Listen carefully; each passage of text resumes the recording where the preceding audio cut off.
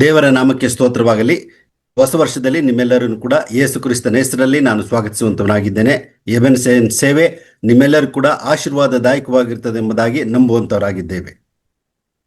You are watching Ebenson TV. I am Dr. Ebenson James. ನೀವು ಎಬೆನ್ಸನ್ ಟಿವಿಯನ್ನು ವೀಕ್ಷಿಸ್ತಾ ಇದ್ದೀರಿ. ಈಗ ಮಾತಾಡಲಿಕ್ಕೆ ಇರುವಂತವರು ಪ್ರೊಫೆಸರ್ ಎಬೆನ್ಸನ್ ಜೇಮ್ಸ್ ಎಂಬುದಾಗಿ. For today's meditation, let us turn to the Gospel according to Saint Luke, chapter 22, verse 24. ಇವತ್ತಿನ ವಾಕ್ಯ ಧ್ಯಾನಕ್ಕಾಗಿ ನಾವು ಲೂಕನ ಬರೆದ ಸುವಾರ್ತೆ 22ನೇ ಅಧ್ಯಾಯ 24ನೇ ವಚನವನ್ನ ನೋಡಿಕೊಳ್ಳಿಕ್ಕಿದ್ದೇವೆ. Now, there was also a dispute among them as to which of them should be considered the greatest. ಇದಲ್ಲದೆ ತಮ್ಮಲ್ಲಿ ಯಾವನು ಹೆಚ್ಚಿನವನೆನಿಸಿಕೊಳ್ಳುವನು ಎಂಬ ವಿಷಯದಲ್ಲಿ ಅವರೊಳಗೆ ಚರ್ಚೆ ಹುಟ್ಟಿತು. The disciples argued among themselves as to who would have the highest rank in the coming kingdom. ಮುಂದಿನ ರಾಜ್ಯದಲ್ಲಿ ಅವರಲ್ಲಿ ಯಾರು ದೊಡ್ಡವನೆಂಬುದಾಗಿ ಒಂದು ಚರ್ಚೆ ಶಿಷ್ಯರೊಳಗೆ ಬಂತು. Jesus said, among them, who serves the best will be their leader.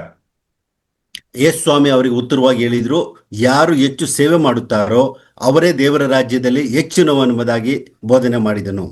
Out in the world, the master sits at the table and is served by his servants. ಲೋಕದ ಜನರು ಅರಸನು ಮೇಜಿನ ಮೇಲೆ ಕೂತುಕೊಳ್ಳುತ್ತಾನೆ, ಸೇವೆ ಮಾಡುವಂತವರು ಅವರಿಗೆ ಊಟ ಬಡಿಸುವಂತವರಾಗಿದ್ದಾರೆ. Jesus declared, I am your servant. ಯೇಸು ಸ್ವಾಮಿ ಅಲ್ಲಿ ವ್ಯಕ್ತಪಡಿಸುತ್ತಾರೆ, ನಾನು ನಿಮ್ಮ ಸೇವಕನಾಗಿದ್ದೇನೆ ಎಂಬುದಾಗಿ. Let the senior among you become like the junior. ನಿಮ್ಮಲ್ಲಿ ಯಾರು ದೊಡ್ಡವನಾಗಿರ್ತಾರೋ ಅವರು ಸಣ್ಣವರೆಂಬುದಾಗಿ ಎಣಿಸಿಕೊಳ್ಳತಕ್ಕದ್ದು. Let the leader act the part of the servant. ಆ ನಾಯಕನು ಒಬ್ಬ ಸೇವಕನ ಒಂದು ಕಾರ್ಯವನ್ನ ಮಾಡಬೇಕಾಗ್ತದೆ. Who would you be? One who eats the dinner or the one who serves the dinner?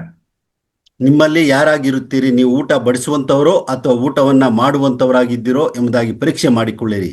Jesus took the place among them as the one who serves.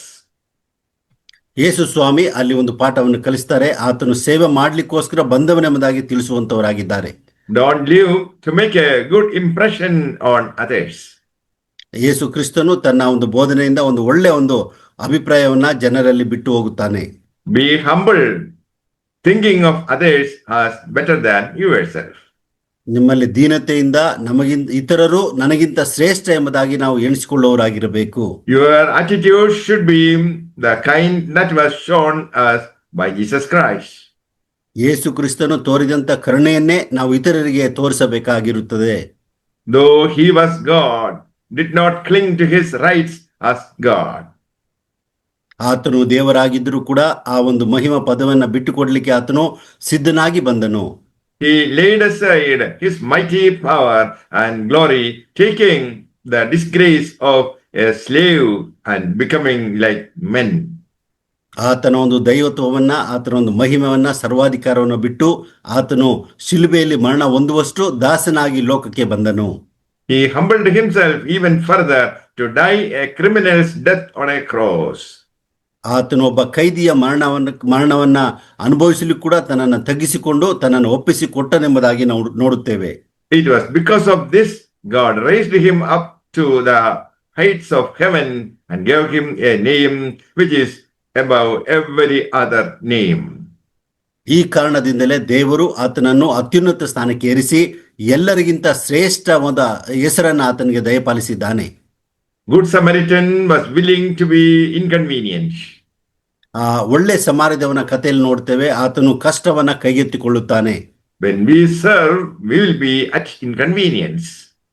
ನಾವು ಅನೇಕ ಸಾರಿ ಸೇವೆ ಮಾಡುವಾಗ ಇತರರ ಕಷ್ಟಗಳನ್ನ ನಾವು ತೆಗೆದುಕೊಳ್ಳಬೇಕಾಗ್ತದೆ. Jesus took off his robe and wrapped a towel around his loins. ಆತನು ಯೇಸು ಕ್ರಿಸ್ತನು ತಾನೇ ಮೇಲಂಗಿಯನ್ನ ತೆಗೆದುಹಾಕಿ ಆತನು ಬಟ್ಟೆಯನ್ನ ತೆಗೆದುಕೊಂಡು ಬರುತ್ತಾನೆ. He poured water into a basin and began to wash the disciples' feet and to wipe them with the towel. ಆತನು ಬೋಗಣಿಯಲ್ಲಿ ನೀರು ಹಾಕಿ ಶಿಷ್ಯರ ಕಾಲುಗಳನ್ನು ತೊಳೆದು ಆ ಕೈ ಪವಾಡದಿಂದ ಒರೆಸುವುದಕ್ಕೆ ಪ್ರಾರಂಭ ಮಾಡಿದನು ಎಂಬುದಾಗಿ ವಾಕ್ಯದಲ್ಲಿ ನೋಡುತ್ತೇವೆ. He did it to show the disciples that he loved them.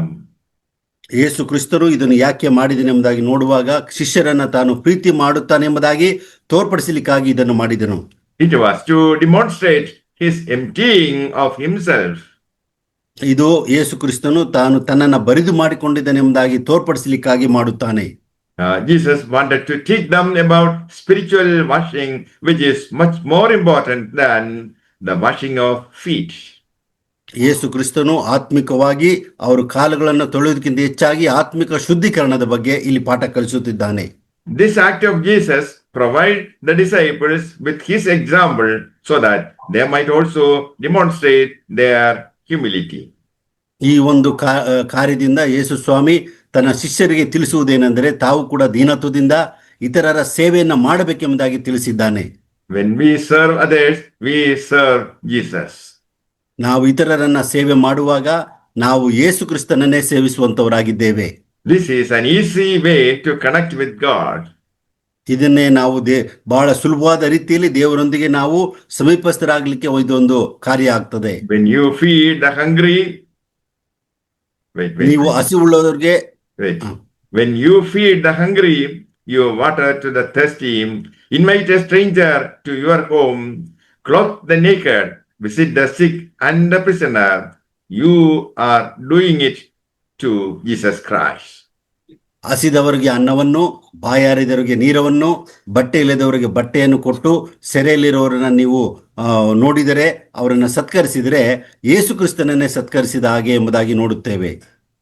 Jesus said, when you refuse to help the least of these, my brothers, you are refusing to help me. ಯೇಸು ಸ್ವಾಮಿ ಹೇಳ್ತಾನೆ, ಈ ಅಲ್ಪದರಾದವರಲ್ಲಿ ಒಬ್ಬರನ್ನಾದರೂ ನೀವು ತಿರಸ್ಕರಿಸಿದ್ರೆ ನೀವು ನನ್ನನ್ನು ಕೂಡ ನೀವು ಬಿಟ್ಟ ಹಾಗೆ ಎಂಬುದಾಗಿ ಯೇಸು ಸ್ವಾಮಿ ತಿಳಿಸುವವನಾಗಿದ್ದಾನೆ. We will repeat that sentence. Jesus said, when you refuse to help the least of these, my brothers, you are refusing to help me. ಈ ನನ್ನ ಸಹೋದರರಲ್ಲಿ ಅಲ್ಪರಾದವರಲ್ಲಿ ನೀವು ಅವರನ್ನು ಸೇವೆ ಮಾಡುವುದನ್ನು ಬಿಟ್ಟರೆ ನೀವು ನನ್ನನ್ನು ಸೇವಿಸುವುದಕ್ಕೆ ಸಾಧ್ಯವಿಲ್ಲ ಎಂಬುದಾಗಿ ತಿಳಿಸುತ್ತಾನೆ. The true believer should manifest his faith by these deeds. ಒಬ್ಬ ಒಳ್ಳೆ ವಿಶ್ವಾಸಿಯು ತನ್ನ ಕಾರ್ಯಗಳಿಂದ ಆತನು ಅದನ್ನು ತೋರ್ಪಡಿಸಬೇಕಾಗ್ತದೆ. May the Lord bless you all with these words. Amen. ಈ ಒಂದು ವಾಕ್ಯಗಳಿಂದ ದೇವರು ನಿಮ್ಮೆಲ್ಲರನ್ನು ಕೂಡ ಆಶೀರ್ವದಿಸಲಿ. ಆಮೆನ್. ಪ್ರಾರ್ಥನೆ ಮಾಡಿಕೊಳ್ಳೋಣ. ಕೃಪಾ ಸಂಪೂರ್ಣನಾದ ಪರಲೋಕ ತಂದೆಯಾದ ದೇವರೇ, ಈ ಒಂದು ಹೊಸ ವರ್ಷಕ್ಕಾಗಿ ಸ್ತೋತ್ರ. ಕಳೆದ ವರ್ಷವೆಲ್ಲ ಕಾದು ಕಾಪಾಡಿ ಹೊಸ ವರ್ಷಕ್ಕೆ ಕಾಲಿಡುವಂತೆ ಮಾಡಿದ್ದಿ ಸ್ವಾಮಿ. ಹೊಸ ವರ್ಷದಲ್ಲಿ ಸುಭಿಕ್ಷ ಕಾಲವನ್ನು ನಮಗೆ ಇಟ್ಟಿದ್ದೆ, ಅದಕ್ಕಾಗಿ ಸ್ತೋತ್ರ. ಶುಭವು ಕೃಪೆಯು ನನ್ನನ್ನು ಹಿಂಬಾಲಿಸುವುದು. ನಾನು ಸದಾಕಾಲವು ಯೆಹೋವನ ಮಂದಿರದಲ್ಲಿ ವಾಸಿಸುವನೆಂಬುದಾಗಿ ಕೀರ್ತನೆಗಳನ್ನು ಹೇಳಿದಂತೆ ಸ್ವಾಮಿ, ನಮ್ಮ ಒಬ್ಬೊಬ್ಬರ ಜೀವಿತಗಳಲ್ಲಿ ಕೂಡ ಸ್ವಾಮಿ ಶುಭವನ್ನ, ಕೃಪೆಯನ್ನ, ಸುಭಿಕ್ಷ ಕಿರೀಟವನ್ನು ಹೊಸ ವರ್ಷಕ್ಕೆ ಇಟ್ಟಿದ್ದಕ್ಕಾಗಿ ಸ್ತೋತ್ರ ಮಾಡ್ತೇವೆ. ನೀನೇ ನಮ್ಮ ನಿರೀಕ್ಷೆ, ನೀನೇ ನಮಗೆ ಸಹಾಯಕನು, ನೀನೇ ನಮಗೆ ಮಾದರಿಯೂ ಆಗಿದೆ, ಅದಕ್ಕಾಗಿ ಸ್ತೋತ್ರ. ದೀನತ್ವದ ಬಗ್ಗೆ, ಇತರರ ಸೇವೆ ಬಗ್ಗೆ ಇವತ್ತು ತಿಳಿಯಪಡಿಸಿದ್ದಕ್ಕಾಗಿ ಸ್ತೋತ್ರ ಸ್ವಾಮಿ. ನಾವು ಕೂಡ ನಿನ್ನನ್ನು ಹಿಂಬಾಲಿಸುತ್ತಾ ದೀನತೆಯಿಂದ ಈ ಕಷ್ಟದಲ್ಲಿ ಇರುವವರಿಗೆ ಹಾಗೂ ಸ್ವಾಮಿ ನಮಗಿಂತ ಹೀನ ಸ್ಥಿತಿಯಲ್ಲಿರುವಂಥವ್ರನ್ನ ನಾವು ನಮಗಿಂತ ಶ್ರೇಷ್ಠರೆಂದೆಣಿಸಿ ಅವರನ್ನು ಪ್ರೀತಿ ಮಾಡಲಿಕ್ಕೂ ಅವರನ್ನು ಸೇವಿಸಲಿಕ್ಕೂ ನೀನು ನಮಗೆ ಕಲಿಸಿದ್ದಕ್ಕಾಗಿ ಸ್ತೋತ್ರ. ಆ ರೀತಿಯಾಗಿ ಮಾಡಿ ನಾವು ಧನ್ಯರಾಗುವಂತೆ ನೀನು ಸಹಾಯಿಸು, ನಮ್ಮೆಲ್ಲ ಕೊರತೆಗಳನ್ನು ನೀಗಿಸು ಸ್ವಾಮಿ. ಹೊಸ ವರ್ಷದುದ್ದಕ್ಕೂ ನಿನ್ನ ಆಶೀರ್ವಾದ ಕೃಪೆಯಲ್ಲಿ ನಮ್ದು ಪ್ರಾರ್ಥಿಸ್ತೇವೆ. ಎಬೆನ್ಸನ್ ಸೇವೆಯನ್ನು ಈ ಒಂದು ವಾಕ್ಯವನ್ನು ಕೇಳಿದ ಪ್ರತಿಯೊಬ್ಬರ ಜೀವಿತಗಳಲ್ಲಿ ಕೂಡ ಸ್ವಾಮಿ ಹೊಸ ರೀತಿಯಲ್ಲಿ ಹೊಸ ಕಾರ್ಯಗಳನ್ನು ಮಾಡಿ ಜೀವಿತಗಳನ್ನು ಮಾರ್ಪಡಿಸಿ ನಿನಗೆ ಮೆಚ್ಚುಗೆಯಾಗಿ ಜೀವಿಸುವಂತೆ ನೀನು ಸಹಾಯಿಸಬೇಕಾಗಿ ಈ ಪ್ರಾರ್ಥನೆಯನ್ನು ನಮ್ಮ ಪ್ರಭು ರಕ್ಷಕನಾದಂಥ ನಜರೇತಿನ ಯೇಸುವಿನ ಹೆಸರಿನಲ್ಲಿ ಪ್ರಾರ್ಥಿಸುತ್ತೇವೆ. ಆಮೆನ್.